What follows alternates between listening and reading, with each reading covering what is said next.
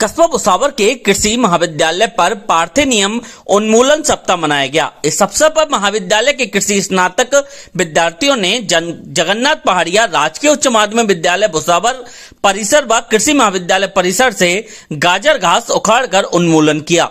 महाविद्यालय के dean doctor Udayvan Singh ने कहा कि पार्थेनियम हिस्टोफोरस को गाजर घास के नाम से भी जाना जाता है।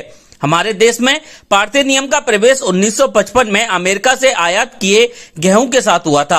अब यह 35 मिलियन हेक्टेयर से भी अधिक क्षेत्र में फैल चुकी है। यह एक खतरनाक खरपतवार है। इसके संपर्क में आने से मनुष्यों में डर्मेटाइटिस, एक्जिमा, बुखार, दमा आदि बीमारी हो जाते हैं। यह पशुओं के लिए भी हानिकारक है।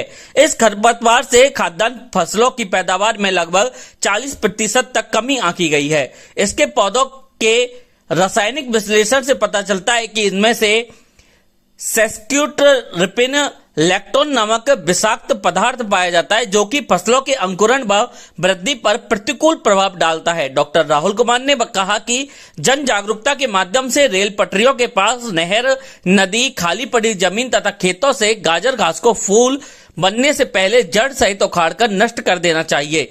डॉक्टर प्रवीण कुमार हटवाल ने कहा कि खाली जमीनों पर इसे ग्लाइफोसेट के 1 से 1.5% घोल का छिड़काव कर इसे नष्ट किया जा सकता है। इस अवसर पर संकलयाल यादव, रेखा मीना, गीता गवारिया, राहुल मीना सहित समस्त स्टाफ और विद्यार्थी उपस्थित रहे।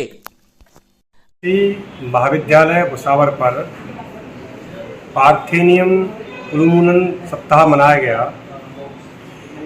पार्थेनियम को हम गाजर घास भी कहते हैं। इसका वैज्ञानिक नाम पार्थेनियम हिस्टोफोरस है। ये बड़ा ही ओग्नोक्सियस यानी जिद्दी टाइप का खरपतवार है। यदि एक बार इसका बीज हो जाए तो 8-10 साल तक ये जाता नहीं है।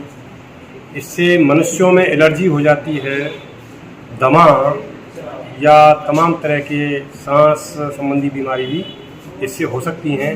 पशु यदि इसको खा लें तो इससे दूध का उत्पादन भी कम होता है। इसमें एक केमिकल पाया जाता है जिसको सेस्क्यूट्रिपिन लैक्टोन कहते हैं। इस केमिकल से दूसरी फसलों के जो बीज हैं उनके अंकुरण पर प्रभाव पड़ता है और पैदावार भी कम होती है। इससे फसलों में 40% तक नुकसान हो सकता है। इसलिए जन जागरूकता के माध्यम से हमें इस खरपतवार को जहाँ भी मिले उखाड़ देना चाहिए। और यदि खाली जगह हैं जैसे रेलवे लाइन के पास में या सड़क के पास में या कोई भी जो सार्वजनिक जगह हैं उनमें ये खरपतवार होता है, जिसमें दूसरी फसलें नहीं हैं, उनमें ग्लाइफोसेट 1 से 1.5% का छिड़काव करके भी हम इस खरपतवार का नियंत्रण कर सकते हैं। इसलिए इसके नियंत्रण के लिए जन जागरूकता जरूरी है। धन्यवाद।